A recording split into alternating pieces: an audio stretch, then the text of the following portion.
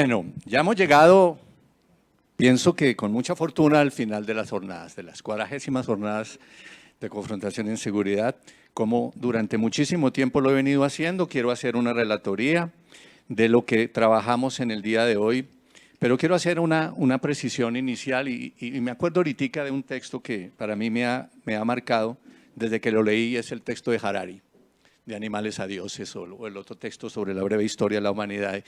Y es la pregunta que se hizo Harari, es ¿cómo un ser tan débil y tan frágil en una esquina del África llegó a convertirse casi en el Dios y a dominar el mundo? Esa es la pregunta que uno se hace hoy en día.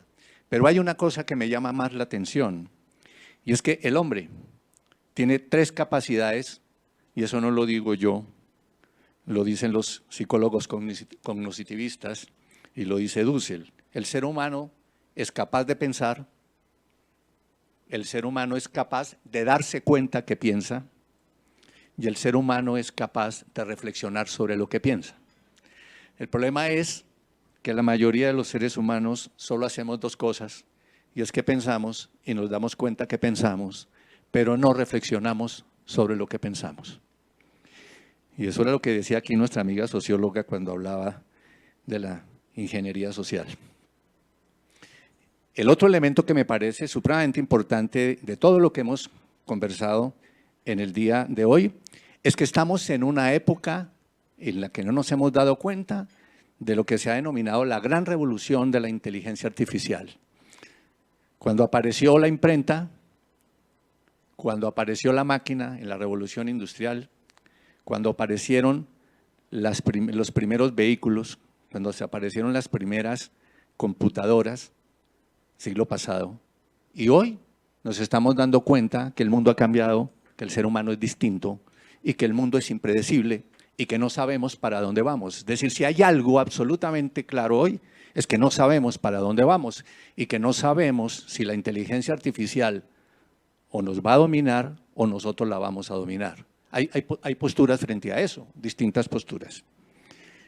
Y lo que hemos aprendido hoy son varias cosas. Primero, Arnoldo nos decía que la ciberdelincuencia es algo que va a estar presente durante todo el tiempo. Eso no lo podemos evitar.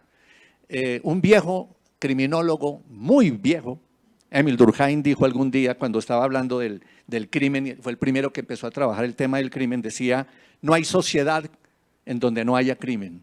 Aquí podemos decir, en el mundo no es posible el no crimen cibernético.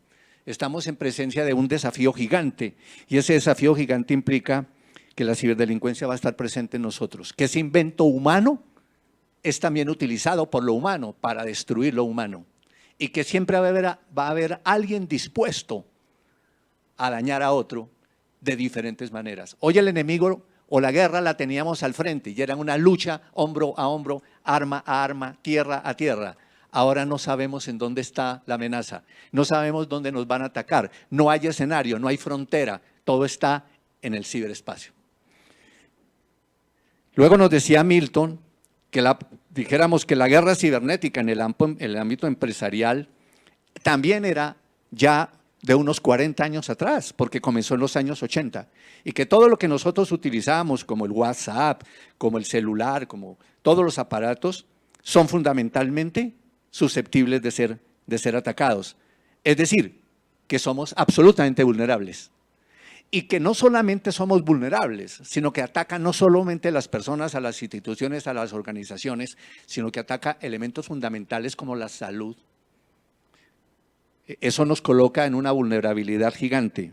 Nos decía también que el costo para defendernos es bastante grande, pero que habría que mirar si ese costo valía la pena o no valía la pena.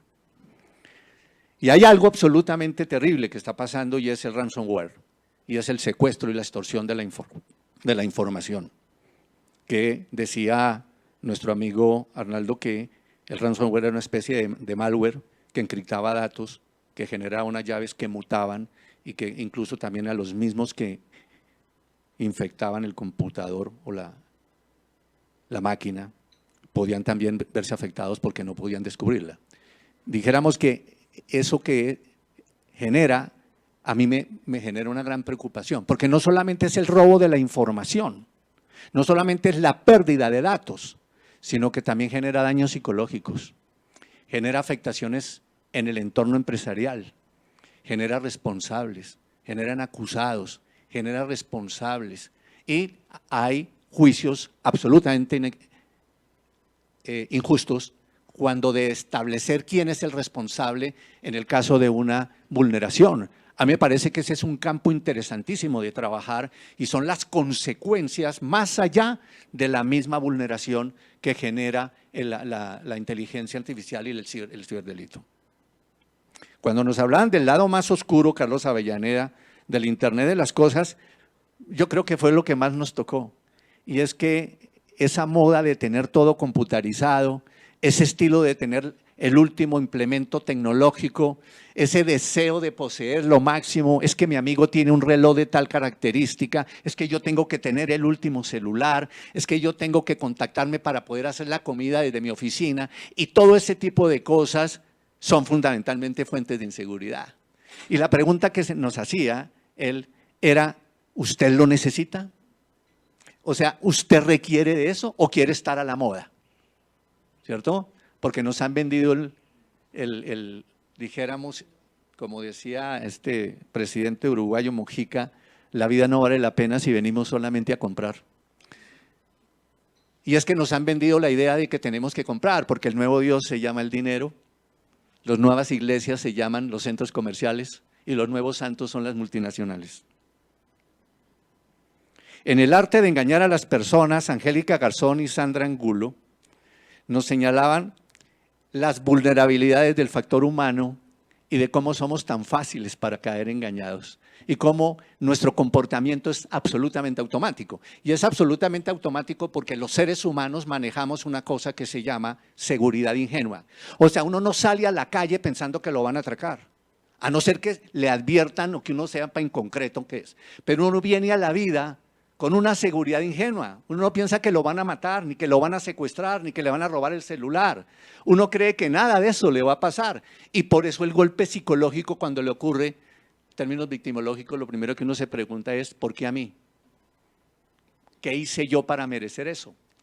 Y ese es un problema que los seres humanos tenemos. Siempre vamos a ser engañados, porque no podemos conducirnos con lo que se llama la seguridad. Por eso yo decía ahora en el almuerzo que no deberíamos de hablar de jornadas de seguridad, sino de inseguridad.